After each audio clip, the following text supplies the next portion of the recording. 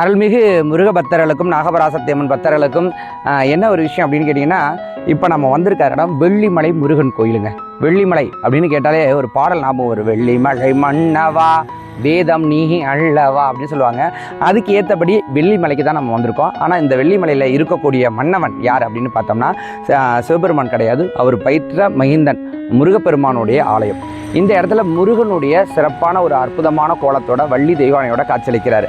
அது மட்டும் இல்லாமல் இந்த கோயிலில் இன்னொரு மாபெரும் சிறப்பாக இங்கே இருக்கக்கூடிய சின்னாண்டி சித்தர் அவருடைய ஜீவசமாதியும் அமையப்பட்டிருக்கு.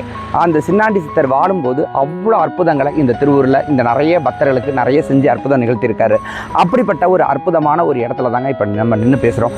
இந்த பதிவு ஒரு பெரிய பதிவாக தான் நான் கொடுக்குறேன். ஏன் அப்படின்னு கேட்டிங்கன்னா, நம்ம ஒரு ஆலயத்துக்கு போகிறோம் அப்படிங்கிறப்ப அந்த ஆலயத்தில் உள்ள நன்மை தீமை எல்லாத்தையுமே நம்ம எடுத்து சொன்னால் தான் பக்தர்களுக்கு அது புரியும். ஆனால் இந்த முருகனுடைய ஆலயம் அந்த சின்னாண்டி சித்தருடைய தவ வலிமையும் அவர் இறைவன் மீது வச்சிருந்த நம்பிக்கையும் சுமந்து இந்த இடத்துல நிற்கிது. இந்த சுற்று வட்டாரத்தில் இந்த முருகப்பெருமானுடைய சக்தியை எல்லாருமே நாங்கள் இது ஒரு காட்டுக்குள்ளே இருக்குது, ஒரு சின்ன ஒரு மலையடி வாரத்தில் இருக்குது இந்த முருகனுடைய ஆலயம். நாங்கள் வந்தோடனே எங்களுக்கு நாங்கள் கேட்டப்போ எங்களுக்கு யாருக்குமே தெரியலை அப்படின்னு சொல்லலை. எந்த முருகன் கோயிலும் எங்களுக்கு சக்தி உள்ள முருகன் கோயிலாப்பா, நீங்கள் போயிட்டு வாங்கப்பா, நீங்கள் போயிட்டு வந்தீங்கனாலே அந்த முருகனுடைய அருளாலையும் உங்களுக்கு ஒரு நல்ல மாற்றங்கள் ஏற்படும் அப்படின்னு சொல்லி தான் ஒவ்வொருத்தவங்க எங்களை இந்த இடத்துக்கு அனுப்பி வச்சாங்க. அந்த அளவுக்கு ஒரு பவர்ஃபுல்லான ஒரு முருகனுடைய ஆலயத்துக்கு தாங்க நம்ம வந்திருக்கோம். ரொம்ப சக்தி வாய்ந்த இந்த முருகப்பெருமானுடைய ஆலயம் மிக அற்புதமான ஒரு ஞானம், அற்புதமான சக்தி, இப்படி எல்லாமே இருக்குது. இந்த இடத்துக்கு மனசார நம்புகிறவங்கள முருகப்பெருமான் நல்லதே செய்வார்னு சொல்கிறாங்க.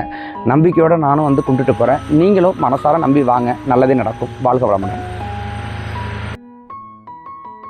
பொதுவாக இந்த மாதிரியான கோயில்களுக்கு வரும்போது இயற்கை ரொம்ப நமக்கு அமைதியை கொடுக்குங்க.